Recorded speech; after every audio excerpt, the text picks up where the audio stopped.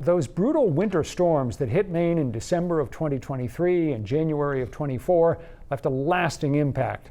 There was major damage and destruction that had to be repaired or replaced, and there was also the warning that storms are becoming more severe and that we need to be better prepared for them. It also prompted a lot more people to use the word resilient, and it led to a new project centered in one coastal town that is aimed at making all of Maine better prepared for the future.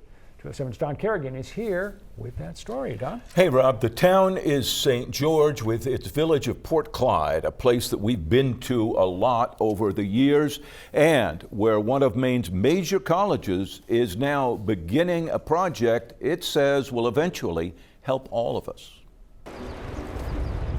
For more generations than people here can remember, Port Clyde has made its living from the sea. I think we had a fish. From fishing, of course, from artists who love the land and the water. Here we go! And from tourists and summer residents who come for all of it. But this village has also known loss and struggle. Fisheries came and went.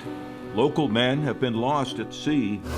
When the beloved general store burned down 2 years ago and has still not been rebuilt.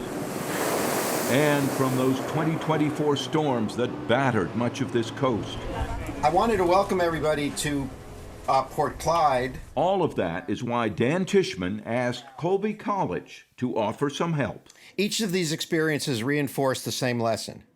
Preparing for and responding to crisis requires foresight, collaboration, and strong local capacity. Dan and Cheryl Tishman live in Port Clyde, but his career has been big construction in New York. How to better prepare and respond. Governor Mills picked him to help lead the state's resilience task force after those 2024 storms. That work led him to contact Colby's president, David Green. What happens when the next storm comes forward? And that storm can literally be a storm like the ones that have rocked these shores. It can also be like the economic storms and the lack of manufacturing that has hit places like Waterville, Maine. Green has led Colby's 10-year effort to revitalize downtown Waterville, a project that has won praise and helped turn the city around. And Colby was already in Port Clyde.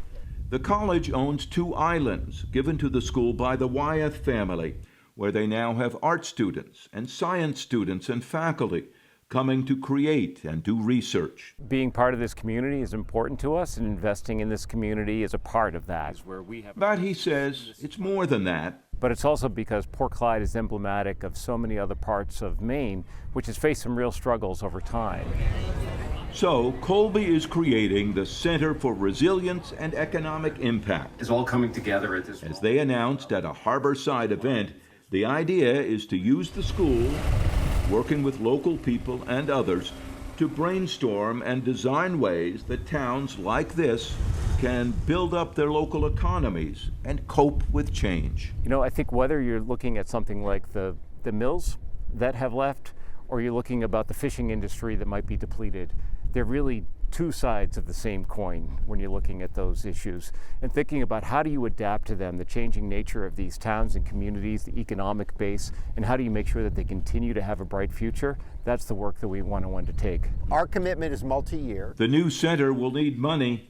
Dan Tishman and his wife, with their Northlight Foundation, have started that work. A very large amount of money. Yeah, I'm not at liberty to say, but needless, it's in excess of 7 figures. It will pay for a director and maybe other staff for work that will take place both at the college and in Port Clyde.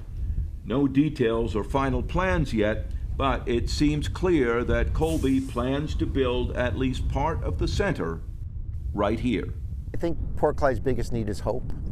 People talk a lot about the rebuilding of the general store. I think that's a transaction, but and that's an important thing because that was a place where people could come, they could buy goods, but more importantly, they could come and hang out. They could have dialogue.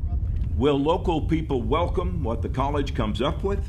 For a Maine fishing community, Port Clyde and its larger town of St. George are no strangers to change. The town just celebrated the opening of a first-of-its-kind hands-on learning school for elementary students. Local people embraced the idea and donated a lot of money. Dan Tishman says whether it's a new general store or new ideas for their future, he believes people here will be ready. And I hope that we're a really vibrant part of this community. I think that the greatest outcome would be to keep the faith in the community. I'm certain that that's going to come. And President Green says Colby is ready to begin that work. Colby College spokesman told me late last week that the college is now actively searching for a property in Port Clyde where Rob Work can begin building the location for its center. As we said in the story, details are pretty few right now, but Colby promises we'll know more in the next few months. I know that the details are few. Have they given any sense of the timeline? They want to be up and running by sometime next year. Now, probably starting here and building up to here. Yeah. But President Green described it, said, well, we're designing the plane while we're flying it. But they clearly, given their track record in Waterville, you've got to assume something's going to happen. I was just going to say, one might have skepticism, but what they've done in Waterville is enormously impressive. Absolutely. All right, thanks, Don.